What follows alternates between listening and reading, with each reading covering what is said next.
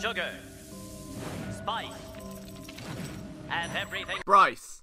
These were the ingredients chosen to create the perfect YouTube series. But Professor Mundane. accidentally added an extra ingredient to the concoction. Chemical Tea. Thus, This week in Philadelphia sports was born. Just as we thought that it was going to be a quiet news week when it comes to the Philadelphia Eagles, something has to happen, right? Something has got to change up the status quo. Just keep us on our toes a little bit. We're going to get into all of that and so much more in today's show. This week in Philadelphia sports, we're back at it again, breaking down everything that happened in Philadelphia sports this week. So if you're new around here, guys, if you like this kind of content, please hit that subscribe button. It will mean the absolute world to me and all of us here at Philly Sports Network. We're going to get straight into it and of course dive in to what has happened with Jalen Mills. Now the Eagles cornerback went out partying in Washington, strutting his stuff, presumably still having that vest on with the dollar bill inside it, which could blow away at any point. And he got into a bit of an altercation. Now, that altercation was with one Devin Robinson, formerly now of the Washington Wizards. Now this whole thing confuses me because both players ended up arrested for fighting, alright, for fighting. Somehow, okay, during that fight, this MMA level scrap, which they've been arrested for, no punches were thrown and Devin Robinson got sent to hospital. So I don't know how Jalen Mills has hospitalised someone without punching them. Like, is he kicking them? Is he just spin kicking? Is he like Eddie Gordo in Tekken? Like, what is Jalen Mills doing? Is he just using his press coverage technique? Is he kind of slapping around and having a bit of a bump and run? Maybe it was a bump and run. Maybe Jalen Mills just bump and sprinted away. I don't know. But you'd assume the basketball player would have a double move or something. Somehow, the Eagles cornerback gets out scot-free. And then, the best part is, he gets fined $35. $35, okay? That's, imagine that, imagine earning like millions of dollars as an NFL player and a policeman going, well, you've made a bit of a boo-boo here, Jalen, let's just take, I don't know, 35, now you won't do it again, you won't do it, if we take this 35, you best not do it again, Jalen, $35, it's a hefty cap hit, and he's gone. $35. That's going to teach Jalen Mills to not go out in Washington again. This whole story to me is absolutely ridiculous. The fact that Devin Robinson has strutted up to Jalen Mills and gone, you're not from around here, and started kicking off and have ended up in a fight is just absolutely insane. Like, imagine any other part. I mean, if that's the case, I can't come to Philadelphia. Like, I can't step foot in America. I'm going to get absolutely train wrecked by an abundance of college players and professional players that go, wow, this guy's not even American, let's beat him up. Which, I just don't get it. By that nature, Devin Robinson, every other player in that club, presumably, also doesn't play for a Washington team. You got to start on them as well? Probably why you were hospitalised. Wouldn't surprise me. In other Eagles-related news, Howie Roseman has been working wonders again. Shock horror, I know. I am just as stunned as you are, but Zach Ertz has converted roughly $7 million of his contract into a signing bonus, which means it saves the Eagles an additional $5 million in cap space. Now, there are a plethora of reasons why the Eagles would be looking to do this. Maybe they're just setting some cap space aside for their draft. Obviously, you're going to need quite a substantial amount of money to make sure you sign all of your rookies. It may be that they're looking at a potential free agent. There's been some murmurs about Jadeveon Clowney in recent weeks, and what Houston do or don't decide to do with him could impact how the Eagles decide to play that card. Finally, and more than likely, I feel like it could be a Carson Wentz extension-based move. I've been on this train for months. If you've seen the videos, you know. If you've seen the articles, you'll know that with Carson Wentz coming off an injury, going into his contract year, it's a big few months for the Philadelphia Eagles. Do they look to cash in and get the ultimate value on Carson Wentz? Because if we look at this objectively, okay, and you've got an offensive line group returning pretty much all of their starters, you then add in Deshaun Jackson, a speedy number 2 receiver. You bring in Jordan Howard, who should be able to now balance the run game. You've then got Zach Ertz. You've then, of course, got Nelson Aguilar somehow still on the slot, despite his $9 million cap hit. If Wentz is fully healthy, he's got a full off-season with his offensive coordinator, a full off-season with a team that is no longer being sustained around the talents of Nick Foles, it's being game planned around the talents and rhythm of Nick Foles, then why can't Carson Wentz go out and have an MVP caliber season? Even last season, he was having a Tom Brady level campaign from the MVP season before. So it's not like Carson Wentz has had a sudden drop-off. We know he was battling injury. We know he came back from a torn ACL. There were so many question marks.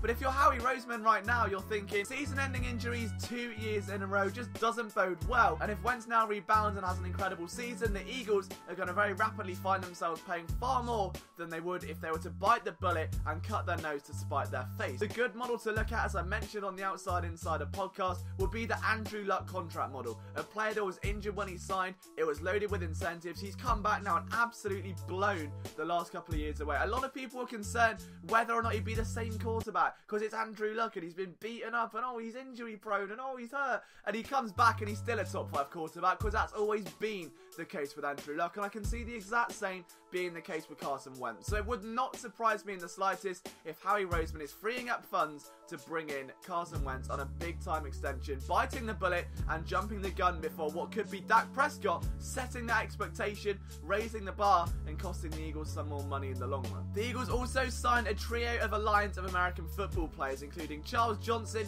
Greg Ward Jr. and quarterback Luis Perez. Yeah, that's a podcast reference. Go listen to it, you know, because that's what we're here for. Oh shit, here we go again. If you want to learn more about those players specifically though, there's a big 10-minute video on this channel right up there where you can find out everything you need to know, including their chances making the final 53. On to some Phillies now, and the biggest news this week is my Bryce Harper jersey still hasn't arrived. Ordered it for my birthday, that was last Friday, it's now Sunday, and apparently they can't complete the order because they've run out. Brilliant. It's got to the point where Harper Mania? Harper Hysteria has apparently taken over England because I can't get a Bryce Harper jersey, hence I'm wearing a Charlton shirt. So for now, it's still Carson Wentz on the back, but Philadelphia Phillies 8-5 right now, and just like last week, it's those same nagging questions. 1 minute they're scoring 5 runs in the 3rd inning against the Marlins, and the next minute they're losing 10-3 to the Marlins. There is just a massive problem with pitching, isn't there? I mean, Aaron Nola has been woefully struggling, and there seems to be a lot less of a concern because of his proven track record with the team, because you know what to expect. But on the inverse of that, Nick Pivetta has an ERA of 9.45, which is... I could do that, maybe? Is he throwing underarm? I don't know. There is a clear setback when it comes to pitching, and it's very easy to say, hey, we got to hope these guys heat up, but right now, the Phillies are going to have to score at least 5 to 6 every game to have any chance of winning because the pitching just falls off the cliff so quickly. Better's allowing a HR/FB rate of close to 24%, which I think is bad. Again, not a big baseball guy, but that doesn't seem like a good number. Aaron Nola, 33%. Guys, come on, what is going on there? There are some clear problems with the Phillies pitching, and it's got to be sorted, because if it isn't, I don't think this season's got as much promise as people make out. Now again, I know it's early days, there's literally been 13 games right now, but if we're to look at the long term, if this has been a problem for the last few years, there has to be some attention focused onto the bullpen. It's all very well having this illustrious offense and an offense that can blow every other team out of the water, but what's the point when you've got a pitching bullpen that is just going to pull you back down and make you drown? Like, there's only so much that Harper, Hoskins and company can do when they're at bat. The pitching has to get better. I don't know how that's going to happen. Is it going to come from the coaching staff? Is it going to come from the players? Or do we just have to accept that this is going to be a slow burning season, and by mid-season, things will look up? It's too early to hit the panic button yet, but it is like, it's right. I'm trying really not to hit the panic. Some more pressing issues though, and the Philadelphia 76ers got embarrassed by the Brooklyn Nets. The loss may not look that bad on a score sheet, but the team were 7.5 point favourites and were horrific in every sense of the word outside of Jimmy Butler. We should have known this was always going to be a concern. The minute Brett Brown starts hyping up the Brooklyn Nets and giving out excuses saying how little experience his starters have together, is kind of a worrying sign. That's not really the premise to build a nice level of confidence for a group of 23-year-olds, is it? I mean, I've had it, I'm not gonna lie. I'm not gonna spill too much tea here, but at my former job that I've just quit, I was promoted to a new role within August of last year, and the week before I took that role, a member of management took me to one side and said, we're not sure if you're the right guy to do this. Are you sure you want it? Are you sure there's just some concerns that you're kind of dedicated elsewhere? Which I was. I was, because Philly Sports Network existed, and that's always going to be the focus. But they knew that, and I still went for the role, and I still knocked it out the park. The point was, a manager pulls me aside and goes, are you sure? Because, I mean, we've got all these excuses where we think someone else might do it a bit better. It knocked me for 6, and my anxiety went through the roof, and I was stumbling all over the place. I had a week off work because of it. Wow, that was some major tea. But then the Sixers go into a game where their three-point shooting is about as efficient as me on a date. Their free throw percentage is about as efficient as me on a date. And then you've got Joel Embiid and Amir Johnson on the sidelines on Twitter, or playing Flappy Bird or something. I don't know what was going on that front, but that just shows supreme immaturity. Your team's being blasted. It's the first round of the playoffs. You're at home. The Wells Fargo Center is rocking even before the booze set in, right? And you've got your star player and Amir Johnson sat on Twitter pulling their phones out like they're stuck in class and bored. And I'm not being funny. That's coaching. That's down to Brett Brown having a group of kids and keeping them engaged. This isn't a regular season game against the Phoenix Suns. This is a monumentally important game, considering the cycle this team is going through, what the future looks like with regards to contracts and cap space, and trying to retain all of these stars. And more importantly, Brett Brown's own, because we know there are questions he has to answer about his own ability to adjust in game. Shock, he didn't. You've got players outwardly sat on Twitter. I don't care about it, to be honest. To me, it's just a sign of coaching. I mean, the players can say it's a non-issue. You've got fans that have got mixed opinions. Some say it's really worrying. Others aren't too bothered because you pull your phone out at work. Well, yes, but I'm also not playing in the National Basketball Association, am I? Draymond Green. And by that merit, Draymond, should I start kicking people in the balls at work as well, or does that not set up? To me, I just think you've got a coach that needs to keep his players engaged. If they're not engaged when they're all suited up on the sideline going through Twitter, they're not going to be engaged when they're on the court, and I think that showed massively. Then you've got Ben Simmons rattled by fans booing, saying, oh, I'll stay on that side. I think we will. I think we will stay on that side. What would you rather we stand up? Would you rather fans stand up after paying $300 to sit 500 foot in the air and watch you scuff shots all over the place?